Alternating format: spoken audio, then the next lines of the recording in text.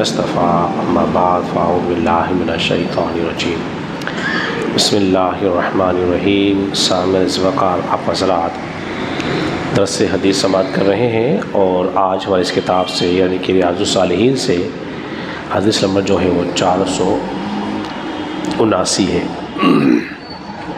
اس روایت کو امام ترمذی بھی کتاب الزہد کے اندر لے کر آئے ہیں. سیدنا عبداللہ ابن مسعود رضی اللہ تعالیٰ عنہ سے روایت ہے.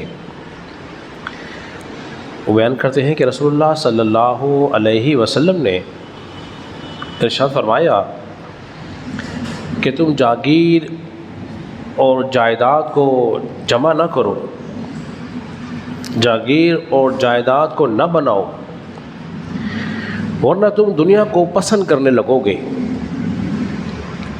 یعنی کہ تم زیادہ مال کی تمنا نہ رکھو، ورنہ پھر ہوگا کیا کہ تمہیں مال کی محبت تمہارے دلوں میں رچ بس جائے گی.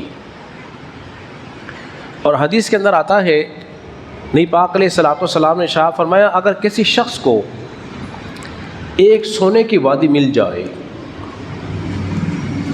ڈلی نہیں کہا، درہم و دینار کی بات نہیں ہو رہی، فرمایا ایک سونے کی وادی مل جائے، وہ پھر بھی خواہش کرے گا کہ ایک اور ہو جائے تو اچھا ہے، ایک اور ہو جائے تو اور اچھا ہے. بالکل فطرت کے عین مطابق رسول اللہ صلی اللہ علیہ وسلم نے بات کو بیان فرمایا ہے. انسانی فطرت کیا ہے؟ وہ پہلے ایک کاروبار کرتا ہے، پھر سوچتا ہے کہ ایک اور کر لوں تو اور اچھا ہے. ایک مکان بنایا، پھر کہتا ہے ایک اور بنا لوں تو اچھا ہے. پھر اس طرح اس کی خواہشات بڑھتی چلی جاتی ہے. پھر اس کو وہ کاروبار، وہ اپنی جائیداد، وہ مال و متاع اس کو پسند ہوتا ہے، اچھا ہوتا ہے. پھر ہوتا کیا ہے کہ وہ اس میں اس قدر منہمک ہو جاتا ہے، پھر رب کی بندگی سے کیا ہوتا ہے وہ غافل ہو جاتا ہے. پھر وقت پر جو نمازیں تھیں وہ نہیں پڑھی جاتی، قرآن کی تلاوت ہوتی تھی اس سے بھی رہ گیا، کچھ ذکر و اذکار کرتا تھا وہ بھی رہ گیا، کیونکہ اس کو فکر مند کس کے لیے زیادہ ہو رہا ہے؟ اس کے لیے جو اس نے محنت سے کمایا ہے یا بنایا ہے.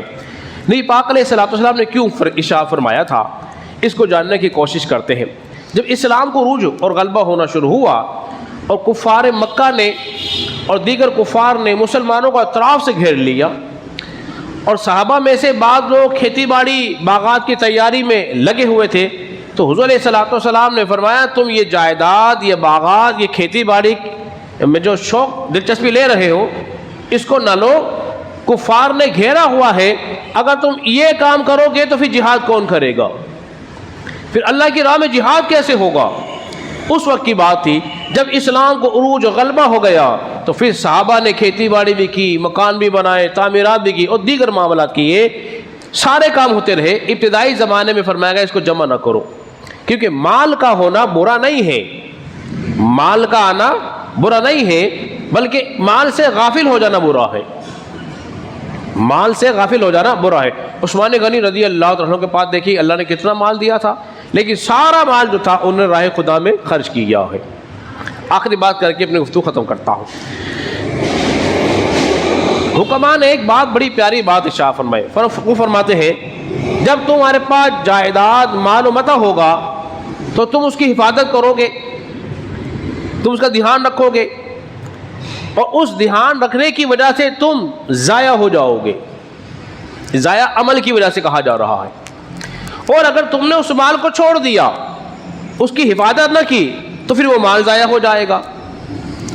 اسی لیے رسول اللہ صلی اللہ علیہ وسلم کو فرمان ذہن میں رکھیے کہ نبی پاک علیہ السلام دعا کرتے تھے اے اللہ میں ایک دن کھانا کھاؤں اور ایک دن میں صبر کروں.